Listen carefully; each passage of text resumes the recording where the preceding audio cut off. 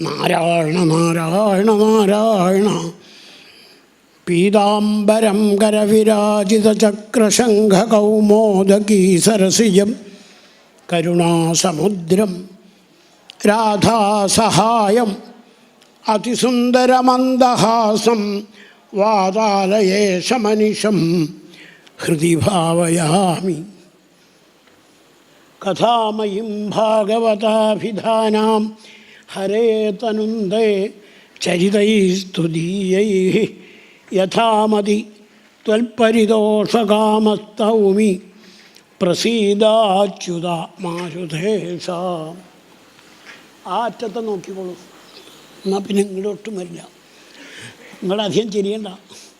നാരായണ നാരായണ നാരായണ നാരായണ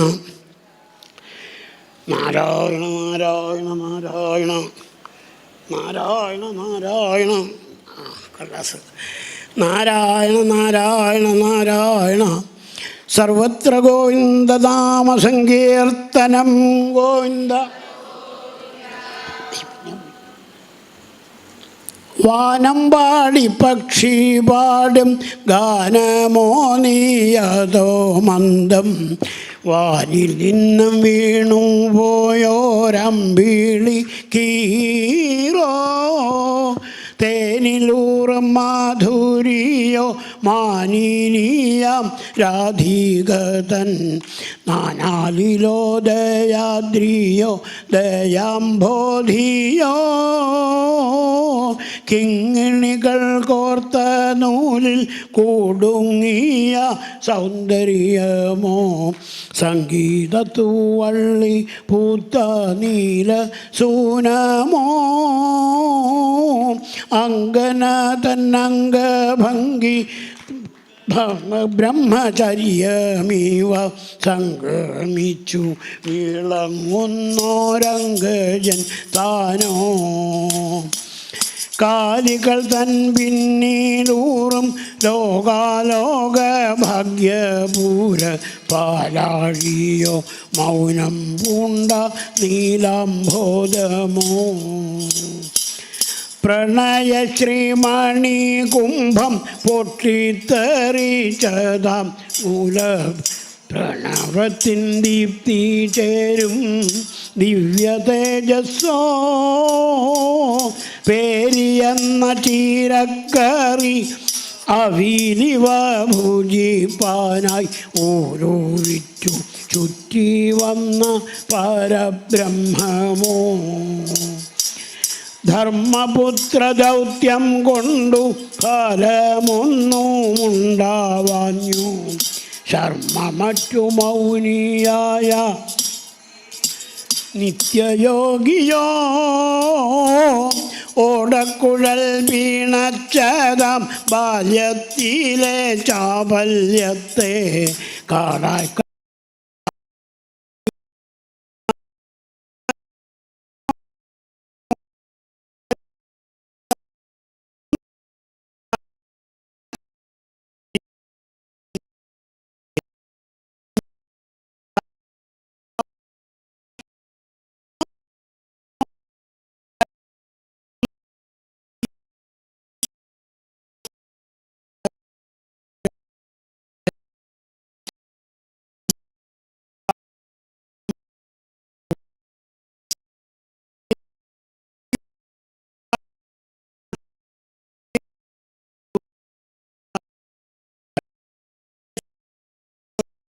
ജ്യോതിഷുകൻ താനോ. പ്രാരബ്ധത്തിൻ നൽകരുത്തും ഞോടിക്കൊണ്ടു ഞെരിക്കുമൻ. ഗുരുവാകും ഗുരുവായൂരപ്പനോ ചൊല്ലൂ. എന്നാൽ സുഖഗീതമാകും ഭാഗവതം സമ്പൂർണമായി നാലാവും വണ്ണം പാടി കേൾപ്പിപ്പൻ നിന്നെ. ധന്യന്മാരിൽ ചിലരിതു ശ്രവിച്ചേക്കാമപ്പോൾ അവർ കന്യാദൃശ ഭാഗ്യമേകാൻ മാർഗമേകേണം. നാരായണ നാരായണ നാരായണ നാരായണ നാരായണ നാരായണ രാധാ ഗോവിന്ദ നാരായണ നാരായണ നാരായണ നാരായണ നാരായണ നാരായണ രാധാ ഗോവിന്ദ സർവത്ര ഗോവിന്ദനാമസങ്കീർത്തനം ഗോവിന്ദ ഗോവിന്ദ. ശ്രീമദ് ഭാഗവതത്തിലെ ഭാഗങ്ങൾ, കഥാഭാഗങ്ങളൊക്കെ നമുക്ക് സജ്ജനങ്ങൾ മാറി മാറി മാറി മാറി മാറി മാറി വന്ന് അനുഗ്രഹിച്ച് പറഞ്ഞു തന്നു, പകർന്നു തന്നു, പാടിത്തന്നു, കേൾപ്പിച്ചു. നമ്മെക്കൊണ്ട് അതിൽ പങ്കുകൊള്ളാൻ പറ്റാത്തവർക്കും കൂടി പങ്കുകൊള്ളാൻ പാകത്തിന് ഭഗവത് സേവയിൽ സാക്ഷാൽ ശ്രീ മടിയൂർ ശങ്കരൻ നമ്പൂതിരി തുടങ്ങി വെച്ച ഭഗവത് സേവയിൽ നമ്മളെയും പങ്കാളികളാക്കി. ഇവിടെ പ്രഭാഷണ സമയത്ത് പ്രത്യേകം പറഞ്ഞതാണ്, ഭക്തനും ഭഗവാനും രണ്ടല്ലാത്ത വിധത്തിൽ ആക്കി തീർത്തു എന്ന്. അത് സ്വന്തം ജീവിതം കൊണ്ട് തെളിയിച്ച മഹാനുഭാവനാണ് ഭാഗവത കളഹംസം, ഭാഗവത പരമഹംസം എന്ന പേരിലേക്ക് പറന്നുയർന്ന മടിയൂർ ശങ്കരൻ നമ്പൂതിരി. അദ്ദേഹം ഉണ്ണിഗണപതിയെ ഉണ്ണികൃഷ്ണനോട് കൂടി സ്വയം ആവാഹിച്ചിരുത്തി പൂജിച്ച് ഭാഗവതം ഭക്തൻ ഭഗവാൻ, ഭഗവാൻ ഭക്തൻ ഭാഗവതം, ഭാഗവതം ഭഗവാൻ ഭക്തൻ, ഇതൊന്നും എങ്ങനെ തിരിച്ചും മറിച്ചും പറഞ്ഞാലും മൂന്നും മൂന്നല്ല, മൂന്നും ഒന്നാണ് എന്ന് ലോകത്തെ പഠിപ്പിച്ചു. അത് നമുക്കും ഇപ്പോഴാ നിരവധി നിരവധി കൊല്ലങ്ങളായിട്ട് അദ്ദേഹത്തിൻ്റെ സപ്തതി മുതൽക്ക് തുടർച്ചയായിട്ട് മുടങ്ങാതെ നമുക്ക് കാണാനും കേൾക്കാനും പങ്കുകൊള്ളാനും സാധിച്ചതാണ്. 100 കഴിഞ്ഞ് 104-ാം ജന്മശതാബ്ദി ആഘോഷിക്കുകയായി. അപ്പോൾ ശതാധികൈ, ശതാധികം ശതാധികം, ശതകൃതു ശതകൃതു എന്നൊക്കെ പറയാറുണ്ട്. അതൊക്കെ അപ്പുറത്തേക്ക് ഇതാ വളർന്ന് വളർന്ന് വളർന്ന് വളർന്ന് ഇതെത്രയാ വളരുക നിശ്ചയമില്ല. ഭഗവാന്റെ പാദമൂലം പോലെയാണ് പാദമൂലത്തിൽ ആശ്രയിച്ച ഭക്തന്മാരുടെയും വളർച്ച. അത് ഭാഗവതത്തിൻ്റെ ശബ്ദത്തിലൂടെ നമുക്ക് കേൾക്കാം. പിബത ഭാഗവതം രസമാലയം, പിബത ഭാഗവതം രസമാലയം, പിബത ഭാഗവതം രസമാലയം മുഹു മുഹുരഹോ മുഹുപ്പിബത മുഹുപ്പിബത അഹോ പിബത ഭാവുകാഹ പിബത ഭാഗ്യവന്തഃ രസികാഹ പിബന്ത പിബത. ഇതൊക്കെയാണ് ഭാഗവത ആരംഭത്തിൽ നമ്മൾ കേട്ട ഉത്തേജനപരങ്ങളായ ശബ്ദമാധുര്യങ്ങൾ, ലഹരി പിടിപ്പിക്കുന്ന ശബ്ദമാധുര്യങ്ങൾ. നമ്മളെ ഭഗവാൻ വിളിച്ചത്, ഭാഗവതം വിളിച്ചത് എന്ത്? രസികാഹ രസികാഹ രസികാഹ. അരസികന്മാരെ എന്ന് വിളിക്കുമ്പോൾ നമ്മൾ തലയും ചൊറിഞ്ഞ് എല്ലാം വിചാരിച്ച് കാത്തിരിക്കുകയായിരുന്നു. ആ ഒരു വാക്കില്ല ഭാഗവതത്തിൽ. രസികന്മാരെ രസികന്മാരെ രസികന്മാരെ. പിന്നെ നമ്മൾ വിചാരിച്ചു ഭാഗ്യം കെട്ടവരെ എന്ന് വിളിച്ചാൽ അടിയങ്ങൾ ഇവിടെയുണ്ട് എന്ന് പറയാമെന്ന് വിചാരിച്ചു. അതും ഭാഗവതം വിളിക്കണേ ഇല്ല. ഭാഗ്യവന്ത ഭാഗ്യവന്ത ഭാഗ്യവന്ത ഭാവുകാഹ. അപ്പോൾ ഭാവുകശാലികളായ ഭാഗ്യവാന്മാരായ ആളുകളെ എന്നാണ് വിളിക്കുന്നത്. അപ്പോൾ നമ്മളും ഭാഗവതത്തിൻ്റെ ശബ്ദത്തിൽ ഭാഗ്യവാന്മാരായി, രസികന്മാരായി. ഇനി എന്താ വേണ്ടത്? അപ്പോൾ നമ്മളെ നമ്മുടേതായ ദയനീയാവസ്ഥയിൽ നിന്നും പിടിച്ചുയർത്തി ഭഗവാന്റെ പാദമൂലം വളർന്നു വളർന്നു വളർന്നു വളർന്ന് ബ്രഹ്മാവിൻ്റെ സരസ്വതിക്കും അപ്പുറത്തേക്ക്, ബ്രഹ്മലോകത്തിനും അപ്പുറത്തേക്ക്, ബ്രഹ്മാണ്ഡഛത്രഖണ്ഡ ബ്രഹ്മാണ്ഡഛത്രത്തിനും അപ്പുറത്തേക്ക് വളർന്നു വരുന്ന ആ വലിപ്പം. ദണ്ഡി എന്ന മഹാകവി അത് കണ്ട് അമ്പരന്നിട്ടുണ്ട്, കവിത എഴുതിയിട്ടുണ്ട്. അതുപോലെ ഭാഗവതം ഇത്രയും സ്കന്ധങ്ങളെ കൊണ്ട് പ്രഥമം ദ്വിതീയം തൃതീയം ചതുർത്ഥം പഞ്ചമം ഷഷ്ഠം സപ്തമം അഷ്ടമം നവമം ദശമം ഇപ്പോൾ ഏകാദശം ദ്വാദശം 12 സ്കന്ധങ്ങളെ കൊണ്ട് കൂടുതലായിട്ടുള്ള വളർച്ച. ആ വളർച്ചയിൽ നമ്മളെയും പെടുത്തി ഭാഗ്യവാന്മാരും രസികന്മാരുമാക്കി മാറ്റി. ഇതിലധികം എന്താ ഒരു കൃതാർത്ഥത മനുഷ്യജന്മം എടുത്ത് നമുക്ക് കിട്ടാനുള്ളത്? അത് ബോധ്യപ്പെടണം. ഭഗവാന്റെ അടുത്ത് ദേവകീ വസുദേവന്മാർ നേരിട്ട് ചെല്ലാൻ ഒരു മടിയുള്ളത് കൊണ്ട് നാരദനെ ചെന്ന് ആശ്രയിച്ച് നാരദനിൽ നിന്നും എന്താണോ വേണ്ടത് അത് നേടി എന്നിപ്പോൾ ഇവിടെ പറഞ്ഞു കേട്ടുല്ലോ. വേറൊന്നുമല്ല, നാരദൻ ഭാഗവതമാണ് പറഞ്ഞു കൊടുത്തത്. ഏവൈ ഭഗവതാ പ്രോക്താ ഉപായാഹി ആത്മലബ്ധയേ അഞ്ജ പുംസാമവിദുഷാം വിദ്ധി ഭാഗവതാൻ ഹി താൻ. അപ്പോൾ ഒരു മഹാകവി, ഒരു വ്യാഖ്യാതാവ്, പണ്ഡിതൻ നോക്കിയിട്ട് പറഞ്ഞു, പോരാ, ഒന്നും കൂടി ചേർക്കുക. എന്താ അത്? വിദ്ധി ഭാഗവതാൻ ഹിതാൻ. ഏറ്റവും ഹിതമായ ഭാഗവത ധർമ്മങ്ങൾ ഏറ്റവും ഹിതമായ രൂപത്തിൽ കേൾവിക്കാർക്ക് പറഞ്ഞു കൊടുക്കുന്ന ഋഷഭദേവനുണ്ടായിരുന്നു, നവയോഗികളുണ്ടായിരുന്നു. അവരുടെ കഥ പറയാമെന്ന് പറഞ്ഞു നാരദൻ ദേവകീ വസുദേവന്മാർക്ക് ഭാഗവതധർമ്മം പ്രജകൾക്ക്, ജനങ്ങൾക്ക്, ജീവജാലങ്ങൾക്കൊക്കെ എന്നും ഹിതമാണ് എന്ന് പറഞ്ഞു ബോധ്യപ്പെടുത്തി. ഇത് ഭഗവാൻ അവതാര സമയത്ത് തന്നെ സൂതി വിഗൃഹേ നനുജഗാദ ഭവാൻ അജോ നൗ സന്ധ്യജ്ഞ ഇത്യനിയുഗം നിജധർമ്മഗുപ്ത്യൈ നാനാതനുർഗഗനവത് വിദധത്യഹാസി കോ വേദധാംന ഉരുഗായ വിഭൂതിമായാം. സൂതീഗൃഹത്തിൽ വെച്ച് തന്നെ ഈ രഹസ്യം കൃഷ്ണൻ തന്നോട് പറഞ്ഞതാണ്. താനത് മറന്നു.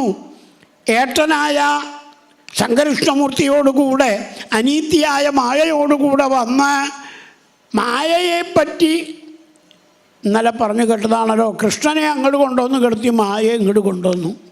വസുദേവന് അതാണ് വേണ്ടി വന്നത്. ഭഗവാന്റെ കൽപ്പന ആയതുകൊണ്ട് ഹേയ് അത് പറ്റുമോ? അവിടുത്തെ അങ്ങോട്ട് കൊണ്ടുവന്ന് കിടത്തി മായയെ ഇങ്ങോട്ട് കൊണ്ടുവരേ.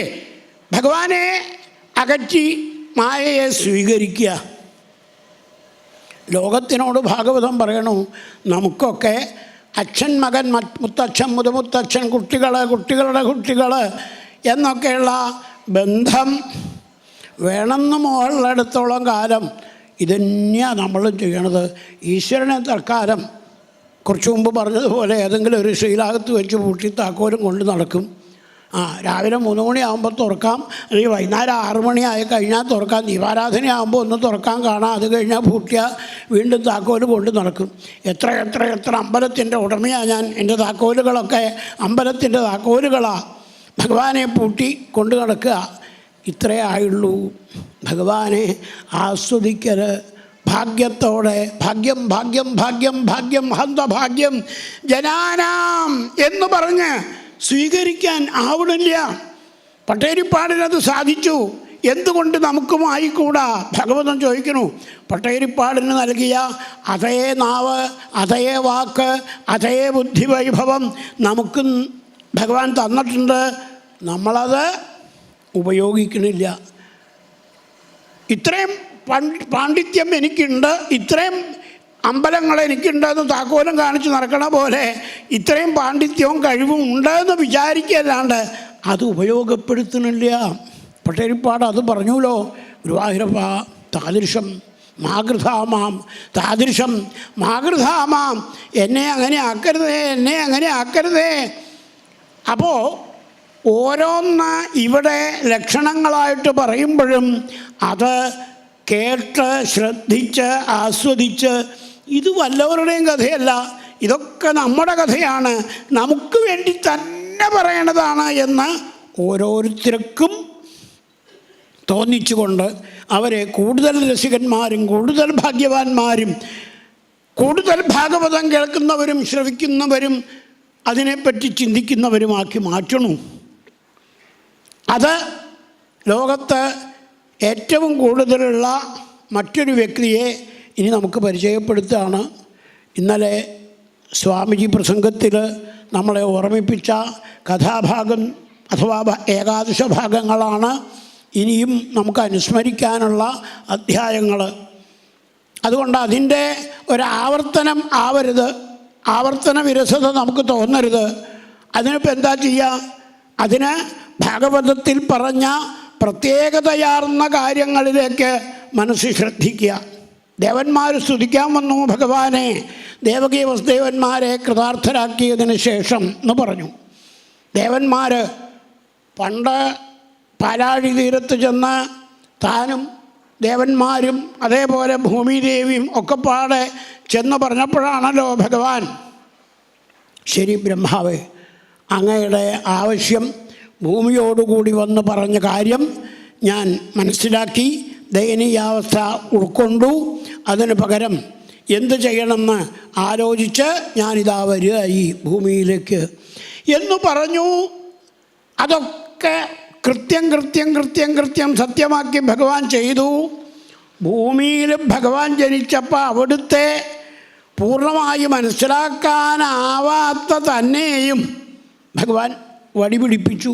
വടിപിടിക്കുക എന്നുള്ളത് ഇവിടുന്ന് വടക്കോട്ട് പോകുമ്പോൾ അതൊരു ദയനീയമായ അവസ്ഥയിലേക്ക് നമ്മളെ തള്ളിയിടലാണ്. വടിയായി എന്ന് പറഞ്ഞാൽ ചത്തുപോയി എന്ന് വരെ വടക്കൻ ദിക്കിൽ ഭാഷയിൽ, പ്രാകൃത ഭാഷയിൽ, സംസാര ഭാഷയിൽ ഉപയോഗിക്കുന്നത്. ആ ആൾ വടിയായി. അതുപോലെ ബ്രഹ്മാവ് വടിയായി. പാവം. എന്താ അത്? ഉണ്ണികൃഷ്ണനെ പരിശോധിക്കാൻ എന്ന മട്ടിൽ വന്നു. നമ്മൾ അനുസ്മരിച്ച് കഴിഞ്ഞതാണ് ആ കഥ. ദശമസ്കന്ധത്തിൽ ബ്രഹ്മാവ് വന്ന കാക്കൽ വീണ് പാദത്തിൽ വീണുരുണ്ട് കരഞ്ഞ് വൃന്ദാവനത്തിലെ പശുക്കളുടെയും ഗോപന്മാരുടെയും ജീവജാലങ്ങളുടെയും ഭാഗ്യം കാണുമ്പോൾ അതുപോലെ ഒന്ന് അടിയനും കിട്ടുമോ എന്നൊരു കൊതിയുണ്ടെന്ന്. തനിക്കതിനുള്ള ജന്മം, തൻ്റെ സ്വർഗലോകം എത്ര തവണ വിറ്റാലും കിട്ടുമോ, തൻ്റെ സത്യലോകം വിറ്റാലും കിട്ടില്ലടോ, പോവാ എന്ന് പറഞ്ഞ ബ്രഹ്മാവിനെ അന്ന് ഭഗവാൻ അനുഗ്രഹിച്ചു എന്ന് നടിച്ചു വിട്ടതാണ്. കാരണം തൻ്റെ അഹങ്കാരം, കൃഷ്ണനെപ്പോലും പരിശോധിക്കണം അവിടുത്തെ കഥകളിൽ, ഇതൊക്കെ സത്യമാണോ എന്ന നെറ്റി ചൊളിച്ച സംശയമായിട്ട് വന്ന തന്നെ ഭഗവാൻ പഠിപ്പിച്ചു വിട്ടു. എടോ, ഞാൻ തൻ്റെ അച്ഛനല്ലേ, അച്ഛനായ എന്നെപ്പോലും മറന്ന് വൃന്ദാവനത്തിലെ കന്നാലി മേയ്ക്കണ ഒരു ചെക്കൻ എന്ന മട്ടിൽ താൻ സങ്കല്പിച്ചു വന്നുവെങ്കിൽ തനിക്ക് നല്ല ശിക്ഷ തരേണ്ടതുണ്ട്. ഞാനായതുകൊണ്ട് വേറെ ശിക്ഷയും തരണില്ല, ഇവിടെ പാദരേണുവിൽ ഉരുണ്ട് പൊക്കോളുക. ബ്രഹ്മാവിനെ ഭഗവാൻ യാത്രയാക്കി. അഥ ബ്രഹ്മ, അന്ന് മുതൽ ബ്രഹ്മാവ് സകല ആളുകളോടും തൻ്റെ ലോകത്ത് വരണവരോടൊക്കെ പറയും, വൃന്ദാവനത്തിലെ ശ്രീകൃഷ്ണനോട് കൃഷ്ണാവതാരം പൂർണ്ണാവതാരാണോ അതോ അംശാവതാരമാണോ ആവേശാവതാരമാണോ എന്നൊക്കെ സംശയിക്കുന്നവരോട് അത് പാടില്ല, പരിപൂർണ താമമായ അവതാരം തന്നെയാണ്, ശ്രദ്ധിക്കണേ. എനിക്കോ അബദ്ധം പറ്റി, ഇനി ആർക്കും അബദ്ധം പറ്റരുതേ എന്ന് പറയാറുണ്ട്. എന്നിട്ടും തഥൈവ നമ്മൾ കേട്ടതാണ് ആ കഥ. സാക്ഷാൽ ദേവേന്ദ്രനും പറ്റി അത്യബദ്ധം. പിന്നെയോ അങ്ങനെ അബദ്ധം പറ്റണവരെയൊക്കെ ഭഗവാൻ ദണ്ഡപാണിം നപശ്യതി എന്ന് പറഞ്ഞ പോലെ ഓരോ വടി കൊണ്ട് ഓരോ തലമണ്ടയ്ക്ക് ഓരോ അടി മാത്രം കൊടുത്ത് പാകപ്പെടുത്തുന്നത്. ഇപ്പോൾ ഓർമ്മ വന്നു, ബ്രഹ്മാവിന് ഓർമ്മ വന്നു, ദേവേന്ദ്ര തനിക്ക് ഓർമ്മ വന്നു. അല്ലാണ്ടെന്താ പറയുക, മറക്കാത്ത ചിലരുണ്ട്. നമ്മൾ കണ്ടതാണ്, ഇവിടെ ആഘോഷിച്ചതാണ്. എന്താ അത്? ഭഗവാനെ സ്വന്തം പാലുകൊണ്ട് അഭിഷേകം ചെയ്ത സാക്ഷാൽ ദേവി സുരഭീദേവി. ആ സുരഭീദേവിയുടെ വർഗ്ഗക്കാരായ വൃന്ദാവനത്തിലെ പശുക്കുട്ടികൾ നമ്മളത് അനുസ്മരിച്ചതാണ്. പയ്യപ്പൈക്കുട്ടി തന്നെ പരിചിനൊട്ട് പിടിച്ചൊന്തി നീക്കിയിട്ട് തള്ളപ്പയ്യൻ കൂടണഞ്ഞിട്ട് അകിടവിടവിടത്താൻ പതുക്കത്തലോടി തയ്യാറായി മുട്ടുകുത്തി തതന മുഖമുയർത്തി ചുരത്തും മറുമ്പാലയ മുട്ടിക്കുടിക്കും പശുപശിശുപദം കേവലം മേവലംബം. പൈക്കുട്ടിയെ തള്ളി മാറ്റി അമ്മിഞ്ഞ കുടിക്കാനായിട്ട് പശുവിൻ്റെ അകട്ടിൽ പോകുന്ന ഉണ്ണിയോട്, എൻ്റെ ഉണ്ണി എന്തിനാ അങ്ങനെയൊക്കെ കാണിക്കണേ? അമ്മ അമ്മിഞ്ഞ് തരാറില്ല, പിന്നെ ഈ പൈക്കുട്ടിയെ തള്ളി മാറ്റി അതിനുള്ളത് ഉണ്ണി എന്ന് കുടിക്കണോ? അപ്പം മിടുമിടുക്കൻ നല്ല മറുപടി. ലോകത്തെ ഒരു കുട്ടിയും പറയാൻ പറ്റാത്ത മറുപടി പറയും. എന്താ? പശുവിന് 4 അമ്മിഞ്ഞുണ്ടല്ലോ, അമ്മയ്ക്ക് 2 അമ്മിഞ്ഞേ ഉള്ളൂല്ലോ എന്ന്. എന്താ ഇവനോട് പറയുക? നന്ദഗോപരോട് പറയുമ്പോൾ യശോദയ്ക്ക് പോലും ലജ്ജ വരും. അങ്ങനെയൊക്കെ ലോകത്തിനെ അത്ഭുതപ്പെടുത്തിയ, കൊതിപ്പിച്ച, രസിപ്പിച്ച, ആനന്ദിപ്പിച്ച ഭഗവാൻ സുരഭീദേവിയുടെ നിഷ്കളങ്കത രസമായിട്ട് ആസ്വദിച്ചു.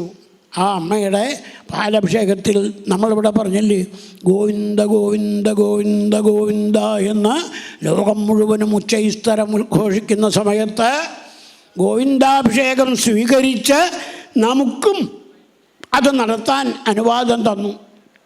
ഈ വൃന്ദാവനത്തിൽ നന്ദഗോപർ നടത്തിയ ഗോവിന്ദാഭിഷേകം നന്ദഗോപരെ എത്രമാത്രം മാന്യനാക്കി എന്നുള്ളതിന് തെളിവാണ് പണ്ടെങ്ങാണ്ടൊരു രാജസൂയം ചെയ്ത വരുണൻ നന്ദഗോപരെ തൻ്റെ കൊട്ടാരത്തിലേക്ക് കൂട്ടിക്കൊണ്ടുപോയി പൂജിച്ചത്. വരുണൻ നന്ദഗോപരുടെ കാക്കൽ വീണ് നന്ദഗോപരോട് പറയുക ചെയ്തു, ഇന്നേ അടിയന് കൃതാർത്ഥത വന്നുള്ളൂ. ഈ സമുദ്രത്തിലെ ഉപ്പുവെള്ളത്തിൻ്റെ ഉടമയായ അവിടുത്തെ പാലഭിഷേകം ചെയ്ത് പൂജിച്ച ആളുകളാണ് നിങ്ങൾ വൃന്ദാവനവാസികൾ. ഒന്ന് കാണാൻ വേണ്ടിയാണ് അവിടുത്തെ ഇങ്ങോട്ട് കൊണ്ടുവന്നത്. അവിടുന്ന് വന്നാൽ അവിടുത്തെ ഉണ്ണിയും വരും എന്നറിയാം, കാത്തിരിക്കുകയാണ്. വന്നു ഭഗവാൻ.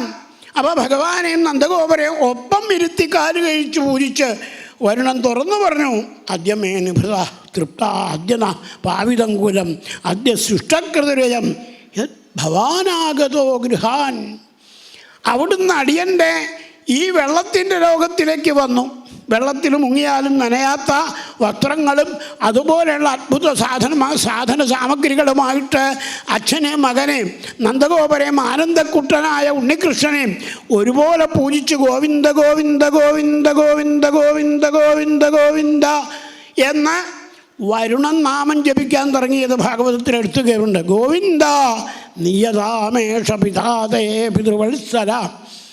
അപ്പോൾ ജലത്തിൽ നിന്ന് ഗോവിന്ദനാമം ജപിച്ച് വരണം, അച്ഛനെയും മകനെയും കൂട്ടി എഴുന്നള്ളിച്ച് കൊണ്ടുവരണം. അപ്പോൾ ഗോകുലവാസികൾ പോലും അമ്പരന്നു.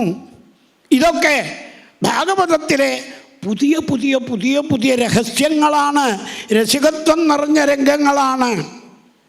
അങ്ങനെയുള്ള രംഗങ്ങളൊക്കെ വർണ്ണിച്ച് അവസാനിപ്പിച്ച് ഇപ്പതാ ബ്രഹ്മാവിൻ്റെ ലോകത്തുനിന്ന് ബ്രഹ്മാവും ഈ പറഞ്ഞ സകല ലോകപാലന്മാരും കൂടി വന്ന് ഭഗവാനെ സ്തുതിക്കാൻ നിൽക്കുമ്പോൾ ഭഗവാൻ സശ്രദ്ധം ആ സ്തുതികൾ കേട്ടു.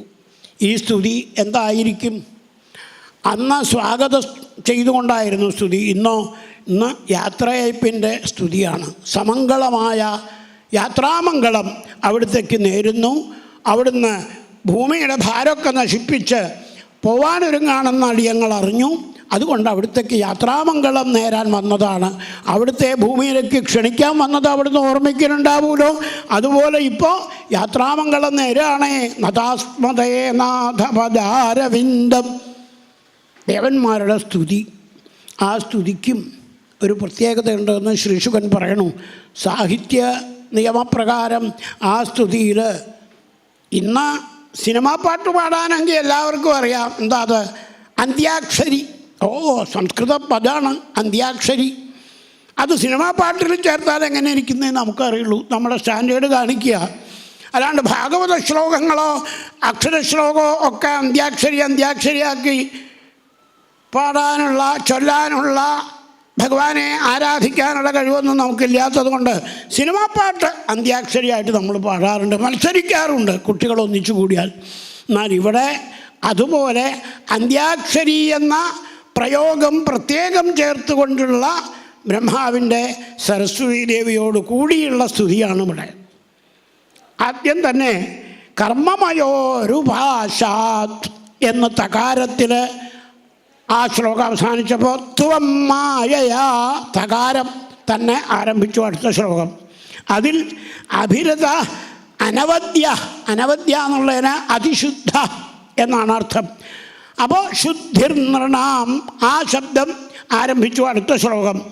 സ്യാൽ എന്നാണ് ആ ശ്ലോകം അവസാനിക്കുന്നത്. അടുത്ത ശ്ലോകം സ്യാന്നസ്തവാഘ്രി അശുഭാശയ ധൂമകേതു എന്നാരംഭിച്ചു. അതിൻ്റെ അവസാനം സ്വരതിക്രമായ എന്ന് അവസാനിക്കുമ്പോൾ യശ്ചിന്യതേ എന്ന അടുത്ത ശ്ലോകം. പരേഷ്ട എന്ന ആ ശ്ലോകം അവസാനിക്കുമ്പോൾ പര്യുഷ്ടയാതവ വിഭോ എന്ന പ്രത്യേക സാഹിത്യ ഭംഗി കാണിച്ചുകൊണ്ട് ആരംഭിച്ചു. അതിൻ്റെ അവസാനം കേതു എന്നാണ്. അപ്പോൾ കേതു സ്ത്രിവിക്രമയുത എന്ന അടുത്ത ശ്ലോകം ആരംഭിച്ചു. ആ ശ്ലോകം അവസാനിക്കുന്നത് ന എന്ന അക്ഷരത്തിലാണ്. നസ്യോതഗാവ ഇവ അടുത്ത ശ്ലോകം ആരംഭിച്ചു. പിന്നത്തെ അവസാനത്തിൽ അസ്യ എന്നാണ്, പുരുഷോത്തമസ്യ എന്നുള്ളതിൽ അസ്യ ശബ്ദം. അസ്യാസിതേ ഹേതുരുദയസ്ഥിതി സംയമാനാം എന്നാരംഭിച്ചു. അതിൻ്റെ അവസാനം ത്വം, ത്വശബ്ദം, ത്വം എന്ന ശബ്ദമാണ്. ത്വത്തപ്പുമാൻ എന്നാണ് പിന്നത്തെ ആരംഭിച്ചത്. പിന്നത്തേൽ തം എന്ന തകാരത്തോട് അവസാനിച്ചു. തത്തസ്തുഷശ്ച എന്ന തകാരത്തോടുകൂടി അടുത്ത ശ്ലോകം ആരംഭിച്ചു. പിന്നത്തെ ശ്ലോകം സ്മ എന്ന അവിടെ അവസാനിക്കുമ്പോൾ സ്മായാവലോകതവദർശിത ഭാവഹാരി എന്ന് ആരംഭിച്ചു. പിന്നെ വിഭ്യ എന്ന വാക്കോടെ അവസാനിച്ചപ്പോൾ വിഭ്യ തവ എന്ന അടുത്ത ശ്ലോകം ആരംഭിച്ചു. ഇങ്ങനെ ആണ് ചംക്രമണം, മാറ്റങ്ങൾ. എന്ത്, ഒന്നിൻ്റെ അവസാനം ഒന്ന്, ഒന്നിൻ്റെ അവസാനം ഒന്ന്. ശൃംഖലാബന്ധം നമുക്കറിയാലോ. ആ ശൃംഖലാബന്ധം എന്ന പ്രത്യേകതയുള്ള സാഹിത്യപരമായി അങ്ങേയറ്റം, ആശയപരമായി അങ്ങേയറ്റം അർത്ഥം പുലർത്തുന്ന സ്തുതികൾ ബ്രഹ്മാദി ദേവന്മാർ ഭഗവാനെ പാടിക്കേൾപ്പിച്ചു. ഭഗവാൻ പറഞ്ഞു, ബ്രഹ്മാവേ, ശൃംഖലാബന്ധം ആയിട്ടുള്ള ഈ സ്തോത്രം വളരെ നന്നായി. എല്ലാ മനുഷ്യരുടെയും കാലിലുള്ള ശൃംഖലാബന്ധം ഒഴിയാൻ, കാലിലെ ചങ്ങല, സംസാരച്ചങ്ങല ഒഴിയാൻ ഇത് ഉപകാരമാവട്ടെ എന്ന് പറഞ്ഞ് അനുഗ്രഹിച്ചു. ഇനി എൻ്റെ കാര്യം പറയാം. അത് അന്വേഷിക്കാൻ വന്നവരാണല്ലോ. അങ്ങ് പറഞ്ഞതുപോലെ ഭൂമിയുടെ ഭാരം അവസാനിപ്പിച്ച് ഞാൻ പോകാനൊരുങ്ങാണ്. നിങ്ങൾക്കൊക്കെ ഇനി ഞാനിവിടുന്ന് ദ്വാരകയിൽ നിന്ന് ഇപ്പോൾ പോവും പുത്രപൗത്രാദികളോടുകൂടെ. പുത്രപൗത്രാദികളുടെയൊക്കെ ജീവിതം അവസാനിപ്പിക്കും അവർ എന്നെ തമ്മിൽ തല്ലി. അപ്പോൾ ഞാനും എൻ്റെ ഈ സ്വരൂപം ഇവിടെ പ്രദർശിപ്പിച്ചത് ഇവിടെ മനുഷ്യലോകത്തിങ്ങനെ പ്രദർശിപ്പിക്കേണ്ട എന്ന മട്ടിൽ അപ്രത്യക്ഷമാക്കും. കാരണം ഭഗവാൻ അറിയാം, നമ്മുടെ നാട്ടിൽ പ്രദർശിപ്പിച്ച എന്താണ്ടാവണത്, നമ്മൾ അവിടുത്തെ ഒരു പ്രതിമ കൊണ്ടുപോയി മെഴുക് പ്രതിമ ഉണ്ടാക്കി പ്രദർശിപ്പിക്കും. സകല ആളുകൾക്കും അതൊരു വാശിയാണ്. ഇപ്പോൾ ഗാന്ധിജിയുടെ എത്ര മെഴുക് പ്രതിമ ഉണ്ടാവും, നെഹ്റുവിൻ്റെ എത്ര മെഴുക് പ്രതിമ ഉണ്ടാവും, സർദാർ പട്ടേലിൻ്റെ പ്രതിമകൾ കൊണ്ട് പ്രസിദ്ധമാണ് ഭാരതം. അതുപോലെ ശ്രീകൃഷ്ണ പ്രതിമയും അവിടെ ഉണ്ടാക്കി വയ്ക്കും എന്നല്ലാണ്ട് അതിന് ആരാധനയോ ബഹുമാനോ ഒന്നും ചിലപ്പോൾ പലപ്പോഴും കിട്ടിയെന്ന് വരില്ല. എന്തായാലും ഞാൻ അതുകൊണ്ട് എൻ്റെ ശരീരം ഇവിടെ വയ്ക്കണില്ല, കൊണ്ടുപോവുകയാണ്. അവധാരിതം മനസ്സിലായില്ലേ? ബ്രഹ്മാവ് പറഞ്ഞു, മനസ്സിലായി. അവിടുത്തെ അവതാരം വളരെ കേമായി എന്ന് പറയാനാണ് ഞങ്ങൾ വന്നത്. ഇനി അവിടത്തേക്ക് പോവുകയാണെങ്കിൽ പോവാം. ഭഗവാൻ പറഞ്ഞു, ഉദ്ധവനോട് ചിലത് സംസാരിക്കണം എന്ന് ഞാൻ വെച്ചിട്ടുണ്ട്. അതും കൂടി കഴിഞ്ഞാൽ അദ്ദേഹത്തെ യാത്രയാക്കിയിട്ടേ ഞാൻ എൻ്റെ യാത്ര ഉറപ്പിച്ചിട്ടുള്ളൂ. അത് രാമായണത്തിലെ കഥകളൊക്കെ ആലോചിക്കുമ്പോൾ ബാലിയെ കൊന്നതിനുള്ള ഒരു പശ്ചാത്താപം എൻ്റെ ഉള്ളിൽ ഇപ്പോഴും ഉണ്ട്. അതും കൂടി അങ്ങോട്ട് ഇല്ലാണ്ടാക്കണം. അതിന് ഒരാളോട് അമ്പൊക്കെ ശരിയാക്കി വയ്ക്കാൻ പറഞ്ഞിട്ടുണ്ട്. അപ്പോൾ അമ്പേറ്റ് അപ്പോൾ യാത്രയാവും. ഇപ്പോൾ എല്ലാവർക്കും പോവാം. വളരെ ഗൗരവത്തിൽ ഭഗവാൻ അത് അരുളി ചെയ്ത് നേരിട്ട് ദേവന്മാരൊക്കെ പോയി എന്ന് ഉറപ്പിച്ച് തൻ്റെ ദിവ്യസഭയിൽ, ഭഗവാന്റെ ദ്വാരകയിലെ സുധർമ്മ എന്ന സഭയിൽ ചെന്നു. അവിടെ ചെന്ന് നോക്കുമ്പോൾ എല്ലാവരെയും കോടിക്കണക്കിന് യാദവന്മാരാണല്ലോ അവിടെ അഭിസംബോധന ചെയ്ത് ഭഗവാന്റെ ഒടുവിലത്തെ പ്രസംഗമാണ്. ഒരു പബ്ലിക് മീറ്റിംഗ് എന്ന് പറയണ പോലെ. അതിലവിടുന്ന് അരുളി ചെയ്തതെന്താ? നിങ്ങളൊക്കെ ഞാൻ എത്ര തവണ നിങ്ങളോട് പറഞ്ഞിട്ടും അതൊക്കെ മറന്ന് എൻ്റെ പുത്രപൗത്ര പരമ്പരകളുടെ നേതൃത്വത്തിൽ സാമ്പനെ സ്ത്രീവേഷം കെട്ടിച്ച് മഹാന്മാരുടെ മുമ്പിൽ ചെന്ന് അവരെ കളിയാക്കാൻ ശ്രമിച്ചു. അതിൻ്റെ ഫലവും നിങ്ങളുടെ കയ്യിലുണ്ടല്ലോ, ബ്രാഹ്മണ ശാപം. അതുകൊണ്ട് നശിക്കും എന്നവർ പറഞ്ഞിട്ടുണ്ട്. അപ്പോൾ അതിനെപ്പറ്റിയൊന്നും എനിക്ക് കൂടുതൽ പറയാനില്ല. പക്ഷേ ഞാൻ ഇതിനു മുമ്പ് പറഞ്ഞത് ആവർത്തിക്കുന്നു. സജ്ജനങ്ങളെ നിന്ദിച്ചാൽ ഫലം അനുഭവിക്കേണ്ടി വരും. അതിന് ശക്തി കുറയാൻ സജ്ജനങ്ങളെ തന്നെ നിങ്ങൾ ആശ്രയിക്കണം. സജ്ജനങ്ങളോട് മാപ്പപേക്ഷിക്കണം. അതിനിവിടെയല്ല നല്ലത്. ശംഖോദ്ധാരം മൃജന്യുധ. പ്രഭാസത്തിലേക്കും ശംഖോദ്ധാരത്തിലേക്കുമായിട്ട് യാദവന്മാരെല്ലാവരും പോകണം. പ്രഭാസത്തിൽ ധാരാളം സജ്ജനങ്ങൾ എപ്പോഴും ഉണ്ടാവും. അവരെ വന്ദിച്ച് അവരെ പൂജിച്ച് അവരുടെ പാദത്തിൽ വീണ് നമസ്കരിച്ച് അവരുടെ അനുഗ്രഹം കൊണ്ട് നിങ്ങൾ ശാപമോക്ഷം നേടിയില്ലെങ്കിലും ശാപത്തിൻ്റെ ശക്തി കുറയ്ക്കാൻ ശ്രമിക്കണം എന്ന് എനിക്കൊരഭിപ്രായമുണ്ട്. എന്നെ അറിയാതെ കഴിച്ചാൽ കേമായി എന്ന് നിങ്ങളും നിങ്ങളുടെ മഹാരാജാവ് ഉഗ്രസേനും ഒക്കെ തീരുമാനിച്ചു. അതിലെനിക്ക് ഒരാക്ഷേപമില്ല. സന്തോഷം, എന്നോട് ചോദിക്കാണ്ട് ചെയ്തുല്ലോ. പക്ഷേ അതുകൊണ്ട് നിങ്ങളുടെ നാശം നിങ്ങൾ വരുത്തുമ്പോൾ എനിക്കിപ്പോഴും ഒന്നും മിണ്ടാതിരിക്കാൻ വയ്യ. അതുകൊണ്ട് നിങ്ങളുടെ നാശത്തിന് ശക്തി കുറയ്ക്കാനായിട്ടെങ്കിലും സജ്ജനങ്ങളെ കണ്ടുപിടിച്ച് കാക്കൽ വീണ് സമസ്താപരാധം പറയണം. സ്ത്രീകൾ പുരുഷന്മാരായ ഈ കേമന്മാരുടെ യാദവ ശ്രേഷ്ഠന്മാരുടെ ഒപ്പം പോകണ്ട. ശംഖോദ്ധാരം ഭജന്തു. സ്ത്രീകൾക്കും ആവാം. പുരുഷന്മാർക്ക് വേണ്ടി പ്രാർത്ഥിക്കൽ, സജ്ജനങ്ങളെ കണ്ട് പ്രാർത്ഥിക്കൽ, അത് ഇവരുടെ കൂടെ പോകണ്ട. കാരണം ഇവർക്ക് ഏത് തീർത്ഥയാത്രയ്ക്ക് പോകുമ്പോഴും കുറേ കുപ്പി കയ്യിലെടുക്കണമെന്ന് നിർബന്ധമാണ്. ശബരിമലയ്ക്ക് പോകുമ്പോൾ കാറിൻ്റെ ഡിക്കിയിൽ കുപ്പിയും വെച്ച് ശബരിമലയിൽ നിന്ന് ഇറങ്ങി വന്നാൽ ഉടനെ ഡിക്കി തുറന്ന് 41 ദിവസമായി എൻ്റെ പൊന്നെ അകത്താക്കിയിട്ട്. അതിപ്പോൾ സമാധാനമായി. ഇവിടെ നാട്ടിൽ വന്നിട്ടാവാന്ന് വയ്ക്കില്ല എന്നർത്ഥം. മാല ഊരിയില്ലെങ്കിലും വേണ്ടില്ല, ഡിക്കി തുറന്ന് അത് കഴിച്ചാലേ സമാധാനമുള്ളൂ നമ്മുടെ അയ്യപ്പ ഭക്തന്മാർക്ക്. അത് നമുക്കറിയാവുന്ന കാര്യമാണ്. അതറിഞ്ഞുകൊണ്ടാണ് ഗുരുവായൂരപ്പൻ പറഞ്ഞത് സ്ത്രീകൾ ഈ മദ്യപാനികളായ പുരുഷന്മാരോടൊപ്പം പോകേണ്ടതില്ല. അപ്പോൾ നമ്മളിന്നിപ്പോൾ കടത്തി വെട്ടി പുരുഷന്മാരെയൊക്കെ അധികം മദ്യപിച്ച് ബഹളം കൂട്ടാൻ ഞങ്ങൾക്കും അറിയാം എന്ന് അവരും പ്രകടിപ്പിക്കാൻ തുടങ്ങിയിരിക്കുന്നു. അപ്പോൾ എന്തായാലും അവിടെ ഭഗവാൻ പോലും തോറ്റു.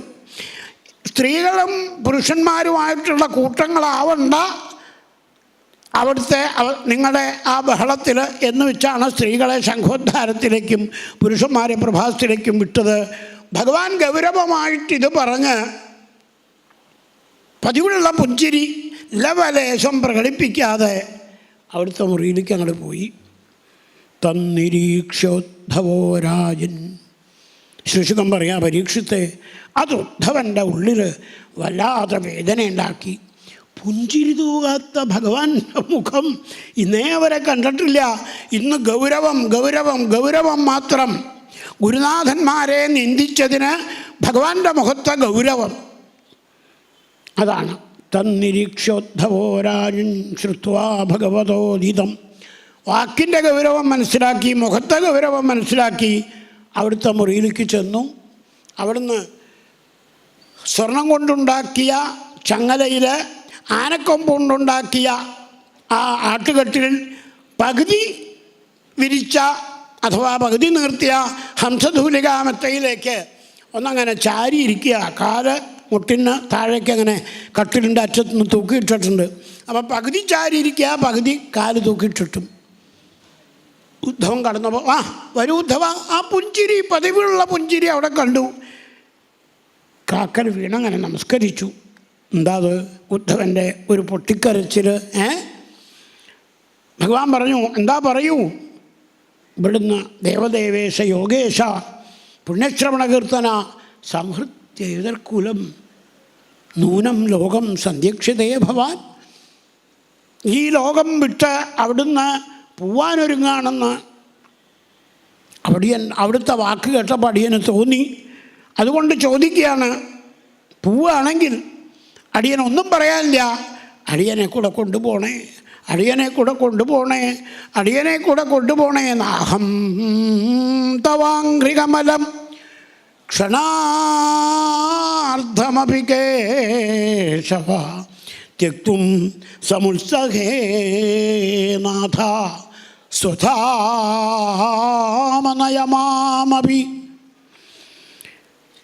അടിമലരിണ തന്നെ അടിയനൊരവലംബം എന്ന പ്രസിദ്ധമായ കൃതികൾ നമ്മുടെ കേരളത്തിൽ ശ്രീപത്മനാഭൻ്റെ ഭക്തന്മാർ സ്വാതി തിരുനാളും അദ്ദേഹത്തിൻ്റെ ആരാധകന്മാരും ഒക്കെ തയ്യാറാക്കിയിട്ടുണ്ട്. അത് നമുക്ക് ഓർമ്മിക്കാം. ശ്രീപത്മനാഭൻ്റെ മുമ്പിൽ തൃപ്പടിമേൽ വാള് വെച്ച് സ്വാതി തിരുനാൾ അവിടുത്തെ കൽപ്പനയ്ക്ക് പാദാനുദാസദാസൻ എന്ന മട്ടിൽ അതെടുത്ത് കാര്യങ്ങൾ ഉപയോഗിച്ചു കഴിഞ്ഞാൽ വീണ്ടും അത് അവിടെ തന്നെ വയ്ക്കും. പത്മനാഭദാസൻ എന്നും അങ്ങനെയാണ്. അപ്പോൾ ആ അടിമലരിണ തന്നെ അവിടുത്തെ പാദം മാത്രമാണ് ആശ്രയം എന്ന ഭാവം ഭരണാധികാരികൾക്ക് പണ്ടേ ഉണ്ടായിരുന്നതാണ്. അത് ഉദ്ധവൻ എന്ന ആ വലിയ ഭരണാധികാരി, പ്രധാനമന്ത്രി, ദ്വാരകയിലെ പ്രധാനമന്ത്രി നമുക്ക് കാണിച്ചു തന്നു. ഭഗവാൻ, ഉദ്ധവ അവിടെ ഇരിക്കൂ, അങ്ങക്ക് വേണ്ടതൊക്കെ ഞാൻ പറഞ്ഞു തരാം, എന്നെയും കൂടെ കൊണ്ടുപോകണേ എന്ന് താൻ പ്രാർത്ഥിച്ചു. ഇല്ലേ ഉദ്ധവ? അതിൻ്റെ ആവശ്യമില്ല. ഉദ്ധരേതാത്മനാത്മാനം ആത്മാനം അവസാദയേൽ ആത്മൈവ ഹി ആത്മനോ ബന്ധു ആത്മൈവ രിപുരാത്മന എന്ന് പണ്ട് ഗീതയിൽ ഞാൻ അർജുനന് പറഞ്ഞു കൊടുക്കുകയുണ്ടായിട്ടുണ്ട്. അയാൾ ആകെ അസ്വസ്ഥനായപ്പോൾ ഞാൻ എൻ്റെ ഉപദേശം കൊണ്ട് അയാൾക്ക് സുഖാവുകയും ചെയ്തു. കരിഷ്യേ വചനം തവ എന്ന് ഉത്സാഹത്തോടെ അയാൾ പുറപ്പെടുകയും ചെയ്തു. അതുപോലെ തൻ്റെ ഈ മാനസികമായ പരിഭ്രമം ഞാൻ തീർത്തു തരാം, ഇരിക്കൂ. ഭഗവാന്റെ ഉപദേശമാണ് ഏകാദശത്തിലെ 7-ാം അധ്യായം മുതൽ ഏകാദശത്തിലെ 29-ാം അധ്യായം ഉൾപ്പെടെ നമുക്ക് കേൾക്കാനുള്ളത്. അപ്പോൾ ഈ അധ്യായങ്ങൾക്കിടയിൽ പറയുന്ന കാര്യങ്ങൾ അപൂർവമായിട്ട് ശ്രദ്ധിക്കാൻ ശ്രമിക്കുക, അല്പമെങ്കിലും ശ്രദ്ധിക്കാൻ ശ്രമിക്കുക. അതിലാദ്യം പറഞ്ഞത് ഭഗവാൻ അവിടുന്ന് എന്നെ കൊണ്ടുപോകണേ, അവിടുന്നാണ് എനിക്കെല്ലാം എന്ന് പറഞ്ഞല്ലോ. അതിനുള്ള മറുപടിയാണ് ഉദ്ധവ. ആരും തന്നെ ഒരിക്കലേക്ക് യാത്രയാക്കുമ്പോൾ, സ്വയം യാത്രയാകുമ്പോൾ വേറൊരാളെയും കൂടി വന്നോളൂ എന്ന് പറഞ്ഞ് കൈപിടിച്ച് കൊണ്ടുപോകാറില്ല. പിന്നെയോ തന്നെ വരാനുള്ള കഴിവ് അയാൾക്ക് ഉണ്ടാക്കാൻ പാകത്തിന് പറയും, അത് ഞാൻ പറഞ്ഞു തരാം. ഇതെനിക്ക് എൻ്റെ സ്വന്തമായിട്ടുള്ളതല്ല. എൻ്റെ കുടുംബത്തിലെ പഴയ ഒരു കാരണവർ യദുമഹാരാജാവ് ലോകം മുഴുവൻ ഇങ്ങനെ സഞ്ചരിക്കും. ലോകത്തിലെ എന്ത് കണ്ടാലും ഇതിപ്പോൾ എന്താ എനിക്ക് പറഞ്ഞു തരിക, ഈ സംഭവം എനിക്ക് എന്താ പറഞ്ഞു തരിക, ഈ മരം എനിക്ക് എന്തെങ്കിലും പറഞ്ഞു തരുമോ, ആ പക്ഷി എനിക്ക് എന്തെങ്കിലും പറഞ്ഞു തരുമോ, ഈ വണ്ട് എനിക്ക് എന്തെങ്കിലും പറഞ്ഞു തരുമോ, ഭൂമി, വെള്ളം, ആകാശം, ഇങ്ങനെ ഓരോന്നും തനിക്കെന്താ പറഞ്ഞു തരിക എന്ന് അന്വേഷിക്കുന്ന സ്വഭാവമുള്ളതാണ് ഉള്ള ആളായിരുന്നു യദു. ആ യദുവിൻ്റെ സ്വഭാവത്തിനനുസരിച്ച് യദു കണ്ടുമുട്ടിയ ഒരു ഭക്തോത്തമുണ്ട്, സാക്ഷാൽ ദത്താത്രേയ മഹർഷി. ഋഷഭദേവനെ പറ്റി ഭാഗവതം പറയുന്നുണ്ട്. ദത്താത്രേയനെ പോലെ ശരീരത്തിലെ സ്മരണകളൊന്നുമില്ലാതെ എവിടെ വേണമെങ്കിൽ കിടക്കും, എന്തോ കിട്ടിയാലും കഴിക്കും, എന്തു കണ്ടാലും അത് സന്തോഷപൂർവ്വം ആസ്വദിക്കും. അങ്ങനെ ഒരു ജീവിതം.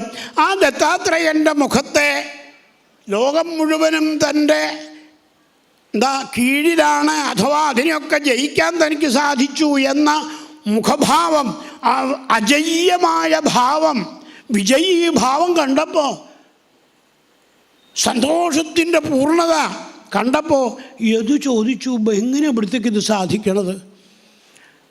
അപ്പോൾ യദുവിനോട് ചിരിച്ചുകൊണ്ട് ദത്താത്രേയൻ പറഞ്ഞു, പണ്ട് ഇതുപോലെ ഒരാൾ എന്നോട് ചോദിക്കേണ്ടായി, ഭഗവത് ഭക്തൻ പ്രഹ്ലാദൻ. ആ പ്രഹ്ലാദന് ഞാൻ അന്ന് 2-3 ഗുരുക്കന്മാരുടെ കാര്യങ്ങൾ പറഞ്ഞു കൊടുക്കേണ്ടായി. ഒരു പെരുമ്പാമ്പിൻ്റെ കാര്യം, അജഗരം വ്രതം എന്നാണ് അതിന് ഞാൻ പേരിട്ടിരിക്കുന്നത്. അതുപോലെ ഇപ്പോൾ എനിക്ക് 2 അയ്യോ 2 × 12 24 ഗുരുക്കന്മാരിപ്പോൾ എനിക്കുണ്ട്. എൻ്റെ ഗുരുക്കന്മാരിൽ നിന്ന് ഞാൻ പഠിച്ചത്, ഹേ യദുമഹാരാജാവേ, പണ്ട് പ്രഹ്ലാദന് ഞാൻ പറഞ്ഞു കൊടുത്തതിൻ്റെ ബാക്കിയും കൂടി ചേർത്ത് അങ്ങക്ക് പറഞ്ഞു തരാം. ദത്താത്രേയൻ പറയാൻ തുടങ്ങിയപ്പോൾ ഏതാ അവിടുത്തെ പോലും ഗുരുനാഥന്മാരായിട്ട് ഇനി ലോകത്ത് ആളുണ്ടോ? പ്രഹ്ലാദനെ അവിടുത്തെ ഗുരുവായിട്ട് കണ്ടു. അപ്പോൾ അവിടുന്ന് പറഞ്ഞു വേറെ ഗുരുനാഥനുണ്ടെന്ന്. ഇപ്പോൾ അടിയനോടും ഏതാ പൃഥിവി, വായു, ആകാശം, ആപ, അഗ്നി, ചന്ദ്രമാ, രവി, കപോത, അജഗര, സിന്ധു, പതംഗ, മധുകൃ, ഗജ, മധുഹ, ഹരിണ, മീന, പിങ്കള, കുരര, അർഭക, കുമാരി, ശരകൃ, സർപ്പ, ഊർണനാഭി, സുഭേശകൃ. വെള്ളം, ഭൂമി, വായു, ആകാശം നമ്പർ അങ്ങോട്ട് തുടങ്ങിയാൽ എട്ടുകാലി വേട്ടാളൻ വരെ ഉള്ള ഈ പ്രപഞ്ചത്തിലെ സകല ജീവജാലങ്ങളും എൻ്റെ ഗുരുനാഥന്മാരാണ്. ഇത് മഹാരാജാവ് അവരൊക്കെ എന്നെ ആരാ പോണം അങ്ങോട്ട് വരൂ, ഇവിടെ ഇരിക്കൂ, ഞാൻ ഗുരുവാ, താൻ ശിഷ്യനും, ഗുരു മുകളിലിരിക്കുക, ശിഷ്യൻ താഴെ ഇരിക്കുക, പറഞ്ഞു തരാം എന്ന് പറഞ്ഞതല്ല. ഞാൻ അവരെ കണ്ടു, അവരിൽ നിന്ന് ചിലത് മനസ്സിലാക്കി, ചിലത് ഉൾക്കൊണ്ടു. അവ കണ്ടു, ഉൾക്കൊണ്ടു, മനസ്സിലാക്കി, അതനുസരിച്ച് പഠിച്ചു. അപ്പം എന്തായി? എൻ്റെ ശരീരവും എൻ്റെ മനസ്സും എൻ്റെ ബുദ്ധിയും ഒക്കെ എന്നെ അദ്ദേഹം എൻ്റെ ഒരു ഗുരുവാണല്ലോ, എനിക്ക് ഇന്ന കാര്യം ഇദ്ദേഹമാണല്ലോ മനസ്സിലാക്കി തന്നത് എന്ന് തോന്നാൻ തുടങ്ങി. അപ്പം എനിക്കത് കൗതുകം വർദ്ധിച്ചു. അങ്ങനെയാണ് ആദ്യത്തെ 2, ഇപ്പോഴത്തെ 24 പൃഥിവി, ഭൂമി എന്നോട് ക്ഷമ എത്രമാത്രം ഉണ്ടായാലും അത് അധികാവില്ല, കഴിയുന്നതും ക്ഷമയുണ്ടാക്കാൻ പഠിക്കൂ എന്നാണ് ഭൂമിദേവി എന്നോട് പഠിച്ചത്. ചവിട്ടുകയും തുപ്പുകയും എന്തെല്ലാം നമ്മൾ ഭൂമിയിൽ ചെയ്യണം. ഇല്ലേ, മലമൂത്ര വിസർജനം ചെയ്താലും ചവിട്ടിയാലും തുപ്പിയാലും ഒക്കെ ഭൂമിയാകുന്ന അമ്മ നമ്മുടെ സ്വന്തം അമ്മയെ പോലെ സഹിക്കണം. അമ്മമാരങ്ങനെയല്ലേ? കൊച്ചുകുട്ടികളെ അടുത്തടുത്ത് കിടക്കുമ്പോൾ വിളിച്ചാകുമ്പോഴേക്കും അത് മൂത്രമൊഴിച്ചുണ്ടാവും, അപ്പിണ്ടേണ്ടാവും. എത്ര വാത്സല്യത്തോടെ അമ്പടാ പറ്റിച്ചൂലോ അമ്മേ എന്നും പറഞ്ഞുകൊണ്ട് അതിനെ ലാളിക്കണു, അതിനെ തുടയ്ക്കണു, അല്ലേ, വൃത്തിയാക്കണു, പിന്നെ കണ്ണെഴുതണു, പൊട്ടുകുത്തിക്കണു, എന്തൊക്കെ ചെയ്ത് ഓമനിച്ചാലും മതിയാവണില്ല. തന്നെ ഈ മലമൂത്ര വിസർജനങ്ങളായിട്ട് ഉപദ്രവിച്ച അവനെ ഇതൊക്കെ ചെയ്യണോ എന്ന് തോന്നിയിട്ടുണ്ടോ എന്നെങ്കിലും ഒരമ്മയ്ക്ക്? അപ്പം ആ മാതൃസ്നേഹം എന്നുള്ളത്, സ്നേഹവാത്സല്യം എന്നുള്ളത്, ക്ഷമയോടെ തൻ്റെ കുഞ്ഞിനെ നോക്കുക എന്നുള്ളത്, അത് ഭൂമിയിൽ നിന്ന് പഠിച്ച ഒരു യോഗ്യതയാണ്. ക്ഷമാബലമശക്താനാം ശക്താനാം ഭൂഷണം ക്ഷമ എന്നത്. ക്ഷമ എന്ന് പര്യായമുള്ള ഈ ക്ഷമ ഭൂമി എന്നെ പഠിപ്പിച്ചു. പൃഥിവി സാക്ഷാൽ പൃഥ്വമഹാരാജാവിന് ശേഷമാണ് പൃഥ്വിക്ക് പൃഥ്വി എന്ന പേര് വന്നത്. അത് നമ്മളപ്പം അനുസ്മരിച്ചതാണ്. അതിപ്പോൾ ഓർമ്മിക്കുക. ഭൂമിയുടെ ക്ഷമാശീലം 1. അതേപോലെ പൃഥ്വി, വായു ഏതിലേ പോയാലും അതാതുമായിട്ടുള്ള ബന്ധം താൽക്കാലികമായിട്ട് സ്വീകരിക്കും, അത് കഴിഞ്ഞാൽ അപ്പം വിടും. ഇത് വായുവിൻ്റെ വളരെ വലിയൊരു ഗുണമായിട്ട് വായു ഭഗവാൻ എനിക്ക് ഉപദേശിക്കുന്നതായിട്ട് എനിക്ക് തോന്നുന്നു. തണുത്ത് നിൽക്കുന്ന വരുമ്പോൾ കുളിർകാറ്റ്, ചൂട് നിൽക്കുന്ന വരുമ്പോൾ ചൂടുകാറ്റ്, ദുർഗന്ധമുള്ള അടുത്തുനിന്ന് വരുമ്പോൾ ദുർഗന്ധം, പൂക്കളുടെ അടുത്ത് കൂടെ വരുമ്പോൾ സുഗന്ധം. ഇതൊന്നും വാസ്തവത്തിൽ വായുവിൻ്റെ ഗുണമല്ല. പരിസരത്തിൽ എന്തൊക്കെയുണ്ടോ അതുമായിട്ട് യോജിക്കുകയും ചെയ്യും, അപ്പം തന്നെ അത് ഉപേക്ഷിക്കണമെങ്കിൽ ഉപേക്ഷിക്കുകയും ചെയ്യും. ഇത് നല്ലൊരു ജീവിത സപര്യയായിട്ട് വായു എന്നെ ഉപദേശിച്ചു. ആകാശം അതുപോലെ അനന്തമജ്ഞാതം അവർണ്ണനീയമായി കിടക്കണു. ഇത് ഈശ്വരൻ എന്ത് എങ്ങനെയെന്ന് പഠിപ്പിക്കുകയല്ലേ. ആപഹ ജലം, വെള്ളത്തിൻ്റെ സ്വച്ഛത, നിർമ്മലത, അത് എന്നും നമുക്കുണ്ടാവണം എന്ന് പഠിപ്പിക്കണില്ലേ. അഗ്നിയുടെ ചൂട്, അതിനെപ്പറ്റിയും നമുക്ക് പറഞ്ഞു തരാനുണ്ട്. എന്താ അത്? ചൂട് അഗ്നി സ്വയം വയ്ക്കണു, മറ്റുള്ളവർക്ക് പകർന്നു കൊടുക്കണു. അതൊന്നും അഗ്നിക്ക് ബാധകമല്ല. എന്ത് കിട്ടിയാലും അതിനെയൊക്കെ ഭസ്മാക്കുകയും ചെയ്യും. ഇതുപോലെ നമ്മുടെ വൈരാഗ്യം, വിവേകം, ജ്ഞാനം എന്നുള്ളത് അഗ്നിയുടെ ശക്തി പോലെ കയ്യിൽ വെച്ചാൽ നമുക്ക് എന്ത് കിട്ടിയാലും അതിനെ ഇല്ലാതാക്കാം, അതുമായിട്ട് ഒരു ബന്ധമില്ലാണ്ട് നിൽക്കാം, നമ്മുടെ ചൈതന്യം നമുക്ക് നിലനിർത്താം എന്ന് പഠിക്കാം. ചന്ദ്രൻ ഒരു വെളുത്ത വാവ്, ഒരു കറുത്ത വാവ്, ഒരു വെളുത്ത വാവ്, ഒരു കറുത്ത വാവ്. കറുത്ത വാവാകുമ്പോൾ കാണില്ല, വെളുത്ത വാവാകുമ്പോൾ വട്ടത്തിൽ. അതിൻ്റെ ഇടയിൽ നോക്കിയാൽ അഷ്ടമിച്ചന്ദ്രൻ, സപ്തമിച്ചന്ദ്രൻ, പഞ്ചമിച്ചന്ദ്രൻ, കലകളേ ഉള്ളൂ. അപ്പോൾ സത്യം എന്താ? ചന്ദ്രന് കലകൾ കൂടി വന്നു, ചന്ദ്രന് കലകൾ കുറഞ്ഞു വന്നു എന്നൊക്കെ നമ്മൾ പറഞ്ഞാലും ചന്ദ്രന് കല കൂടണമില്ല, കുറയണമില്ല. ഇത് ചന്ദ്രനിൽ നിന്ന് ഞാൻ പഠിച്ച വളരെ വലിയൊരു തത്വമാണ് കബോധോ ജഗര.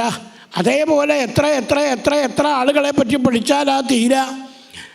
പൃഥ്വി വായുരാകാശം ആപോഗ്നി ചന്ദ്രമാ രവി. സൂര്യനും അതേപോലെ കത്തിജ്വലിച്ച് നിൽക്കുന്നു. ജ്ഞാനസൂര്യൻ അത് എൻ്റെ ഉള്ളിലും എന്നും എപ്പോഴും കത്തിജ്വലിച്ച് നിൽക്കുന്നുണ്ട് എന്ന് നമ്മൾ മനസ്സിലാക്കണം.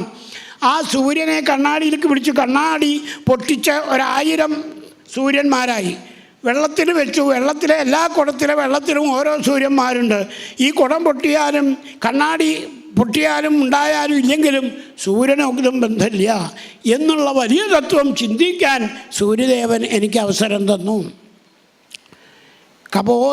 കബോധ പക്ഷി കാട്ടിൽ നടക്കുമ്പോൾ പക്ഷികളുടെ ജീവിതം എത്ര കണ്ടാലും മതിയാവാത്തതാണ്. എന്നാലും ഈ കബോധ പക്ഷിയുടെ ജീവിതം പഠിക്കാൻ ഞാൻ കുറച്ച് അവിടെ താമസിച്ചു. ഭഗവാന്റെ അനുഗ്രഹം കൊണ്ട് യദു പറയുക, കബോധ പക്ഷി ആദ്യം ഒറ്റയ്ക്കായിരുന്നു. ഒറ്റയ്ക്ക് മടുത്തപ്പോൾ പോയിട്ട് ഒരു കല്യാണം കഴിച്ചു. അപ്പോൾ ഒരു പെൺകബോധമായി.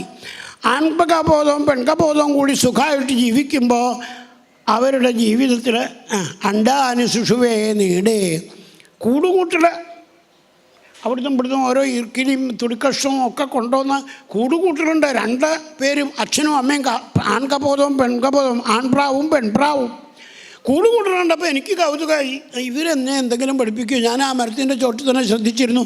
കൂടുകൂട്ടി 3-4 മുട്ടണം. അപ്പോഴാണ് അറിഞ്ഞത് എന്താ വിശേഷമുണ്ട്. അതാണ് ഈ പെരപ്പണി വേഗം അങ്ങോട്ട് കഴിക്കണത് എന്ന് നമ്മൾ പറയാറില്ലേ. ഇതുപോലെ ആ കബോധങ്ങൾ എന്നോട് പറയണ പോലെ ഞങ്ങൾ പെരപ്പണി കഴിക്കുകയാണ് ഭാര്യയുടെ പ്രസവത്തിന് മുമ്പ് വേണച്ചിട്ട് എന്ന് പറയാതെ തോന്നി. ഞാനവിടെ കാത്തിരുന്നു. അണ്ടാന് ശിശുവേ നീടെ സ്വപത്യു സന്നിധവും സതി. കബോധപ്പക്ഷി പെൺപക്ഷി 3-4 മുടുകകളിട്ടു, മുട്ടയിട്ടു. പിന്നെ അവയ്ക്ക് ചൂടും കൊടുത്തുകൊണ്ട് ഭാര്യ ഇരിക്കുക, ഭർത്താവ് പോയിട്ട് ഭക്ഷണമൊക്കെ കൊണ്ടുവരിക. ഇത്രയൊന്നും വൈകണ്ട ഭക്ഷണം കൊണ്ടുവരാൻ. ഞാൻ മാത്രമല്ലേ ഉള്ളൂ ഇവിടെ. കുട്ടികളാവുമ്പോൾ അപ്പം ആവാം. അതുകൊണ്ട് ഇനി ഇങ്ങനെ അകന്നു പോയാൽ വയ്യ, എനിക്ക് അടുത്ത് കാണണം എന്നൊക്കെ ഭാര്യയുടെ അവലാതി. അതിനെന്താ? അങ്ങനെ മുട്ടി വിരുമ്പി 2 പേരും കൂടി ചൂട് കൊടുത്തിരുന്ന ഐതേഷുകാലേ വ്യജായന്ത മുട്ട വിരിഞ്ഞ് കുഞ്ഞുങ്ങൾ വന്നു. പിന്നൊന്നും പറയാം, നിർവൃതൈ കളഭാഷിതൈ. ആ കുഞ്ഞുങ്ങളുടെ കീ പീ എന്നുള്ള ശബ്ദം, അവർക്ക് ഭക്ഷണം കൊണ്ടുവന്ന് കൊടുക്കൽ, അമ്മ കാത്തിരിക്കൽ. എന്താ അച്ഛനിപ്പം വരും, മക്കൾ ഉറങ്ങി നോക്കോളൂ എന്നൊക്കെ പറയല്, പാട്ടുപാടൽ, ബഹളമയം. ഇത് മഹാരാജാവിനോട് പറയണു, തനി മനുഷ്യ കുടുംബ ജീവിതം പോലെ തന്നെ പാവം ആ കബോധങ്ങളാണെങ്കിലും. അങ്ങനെ ഇരിക്കെ വന്നു ഒരു വ്യാധൻ, കാട്ടാളൻ. അവൻ നോക്കുക, അവന് മനസ്സിലായി താഴെ കിടക്കണ ചിലതൊക്കെ കണ്ടപ്പോൾ ഇവിടെ പ്രാവുകളുടെ കൂടുണ്ട്, അവിടെ കുഞ്ഞുങ്ങളുണ്ട്. അപ്പോൾ 2-3 കുഞ്ഞുങ്ങളുണ്ടാവും. അപ്പോൾ തള്ളപ്പക്ഷിയും തന്തപ്പക്ഷിയും തനിക്കുള്ളത് ഇവിടെ കിട്ടും വിചാരിച്ച് കാട്ടാളൻ അമ്പുമായിട്ട് കാത്തിരിക്കണു. എന്തിനാ? ആദ്യം അയാൾ ആ കുഞ്ഞുങ്ങളെ സ്വീകരിച്ചു. അവസാനം തള്ളപ്പക്ഷി വന്നു. അയ്യോ, എൻ്റെ കുഞ്ഞുങ്ങളെയൊക്കെ കാട്ടാളം തട്ടിയെടുത്തൂലോ എന്നും പറഞ്ഞ് കുറേ നലോളിച്ചു. ഭക്ഷണം കൊണ്ടുവന്നാ കുഞ്ഞുങ്ങളൊക്കെ. അമ്മ അച്ഛനിപ്പോൾ വരും, ഇനിയിപ്പോൾ എന്താ ചെയ്യുക? കുഞ്ഞുങ്ങൾ പോയി, ഞാനെന്തിനാ ജീവിക്കണേ? തള്ളപ്പക്ഷിയും ആത്മഹത്യ ചെയ്യാൻ നിശ്ചയിച്ചു. ഇയാളുടെ കൊട്ടയിലേക്ക് സ്വയം വന്ന് വീണു. തന്തപ്പക്ഷി വന്നപ്പോൾ അതിലേറെ കഷ്ടം. എന്താ അത്? തൻ്റെ കുഞ്ഞുങ്ങൾ പോയി, തൻ്റെ ഭാര്യ പോയി, ഒക്കെ ഇതാ കാട്ടാളൻ്റെ കൂട്ടിൽ കിടക്കണു, പിടഞ്ഞ് ചാവുകയായി. ഞാനിനി എന്തിനാ ജീവിക്കുന്നത്? അയാളും സ്വയം ആ ഇതിലേക്ക് വന്ന് വീണു. ലുബ്ധകനോ അവന് യാതൊരു കൂസലുമില്ല. തം ലബ്ധ്വാ ലുബ്ധക ക്രൂര കബോധം ഗൃഹമേധിനം കബോധകാൻ കബോധീഞ്ച സിദ്ധാർത്ഥ പ്രയോ ഗൃഹം.